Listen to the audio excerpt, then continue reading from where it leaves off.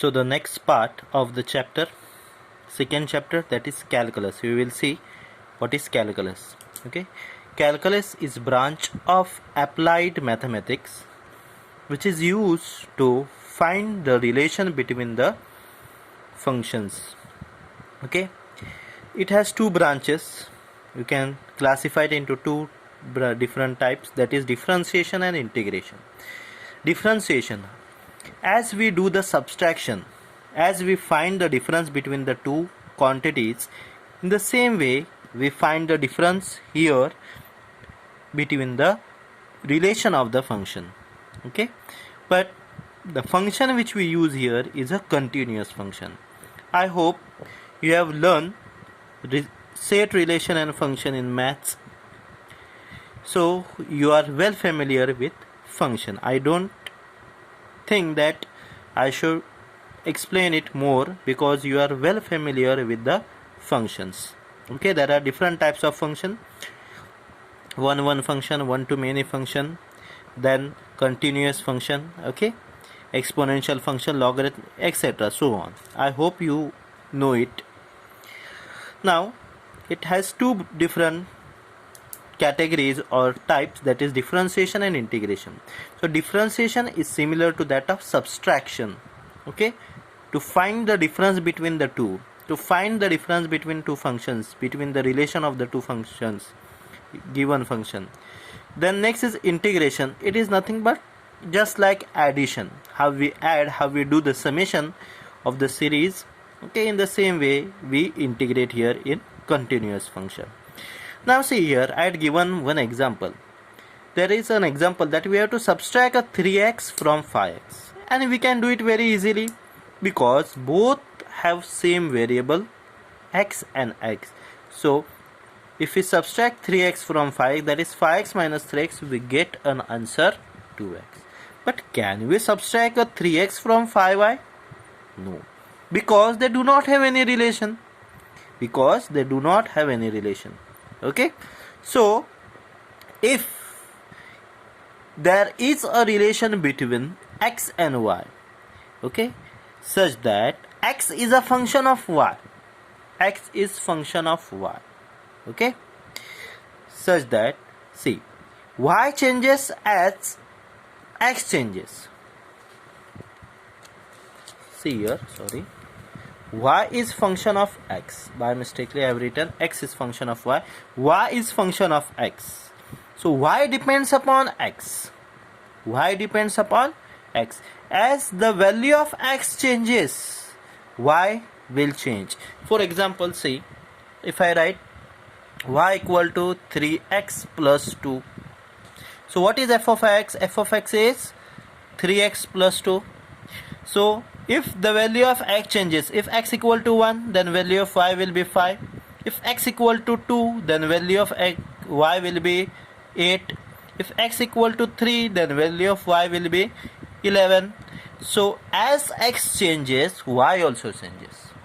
And if I want to find the difference of y with respect to x, then I call it as derivative of y with respect to x, and this is called nothing but differentiation.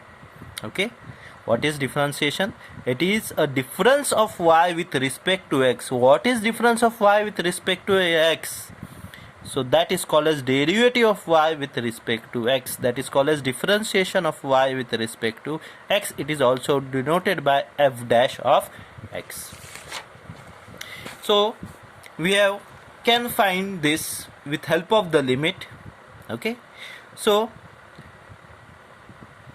dy by dx is equal to limit delta x tends to 0, f of x plus h minus f of x divided by h. That is called as, by using first principle, derivative using first principle, but it is used rarely.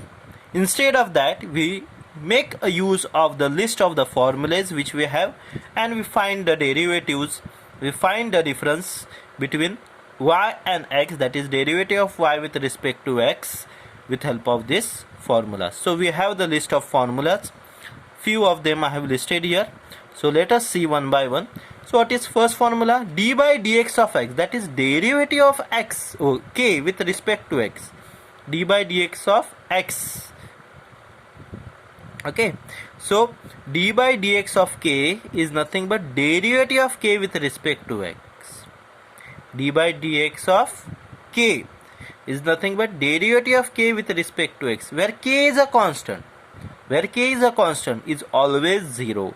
So if you want to find derivative of constant function which is not changing, the derivative is always 0. So derivative of k with respect to x, d by dx of k is always 0. Here it's not necessary it will be k, it may be any number 1, 2, 3, 4 etc. It may be any variable a, b, c, d. Okay, so if it is a constant then derivative will be 0.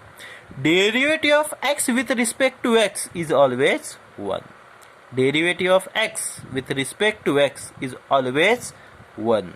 Okay, that means if we differentiate the same function with that, derivative of y with respect to y will also be 1. Okay, so x is differentiated with respect to x, then it is 1.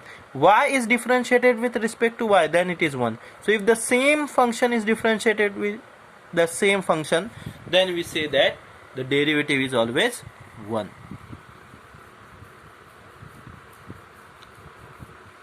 Then next, d by dx of ax, where a is again a constant. That means if a constant is multiplied to x,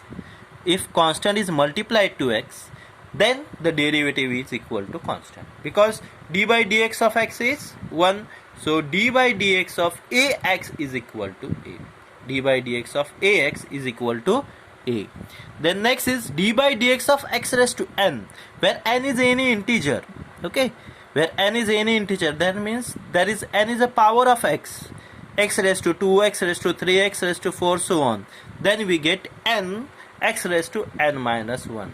So the power we write here as it is, then we decrease the power by 1. Then d by dx of log x. Log x is again the function, so it is always 1 by x. Derivative of log x is 1 by x. Then next is derivative of e raised to x. So derivative of e raised to x is e raised to x as it is. Derivative of e raised to x is e raised to x as it is. Then next, d by dx of e raised to ax, where a is again a constant. So derivative of e raised to ax is a constant as it is, and then e raised to x as it is. Okay, first we have to take the constant, then multiply the constant with the given function e raised to ax. This is the exponential function, e raised to ax, e raised to ax. These are the exponential function.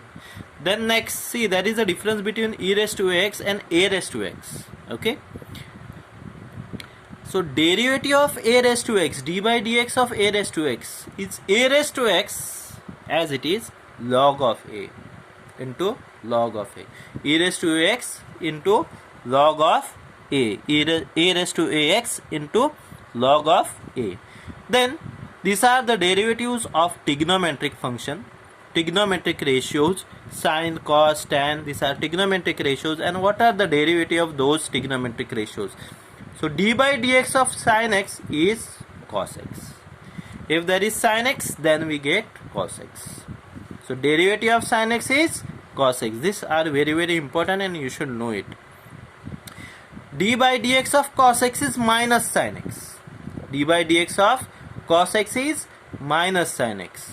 D by dx of cos x is minus sin x. Then d by dx of sec tan x. D by dx of tan x is sec square x.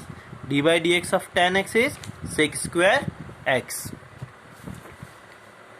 Next, d by dx of cot x is minus cosec square x. D by dx of cot x is minus cosec square x. Then next is d by dx of sec x is sec x tan x. D by dx of sec x is sec x tan x. D by dx of sec x is sec x into tan x. D by dx of cosec x. D by dx of cosec x is minus cosec x into cot x. d by dx of cosec x is minus cosec x into cot x. These are some formulas used required while solving the numerical based on differentiation. Okay, everyone should learn it by heart, these formulas. Okay, so that it will be easy for everyone to solve the example. Now see here, I have taken only just 2 example for your understanding. Y equal to 3, y equal to 3, where 3 is a constant, so I have written y equal to 3 as it is. Then I have written differentiating with respect to x. So dy by dx is equal to d by dx of 3. So see, y equal to 3. What I have did, I have taken the operator d by dx both side. So d by dx of y is equal to d by dx of 3.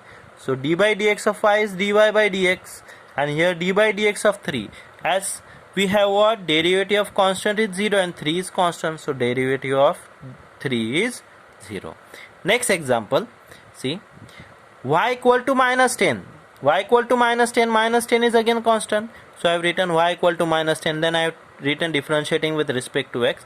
I have taken d by dx on both sides, d by dx of y equal to d by dx of minus 10. So dy by dx is equal to 0. Reason is what? Derivative of constant d by dx of k is equal to 0. I hope you have understood it.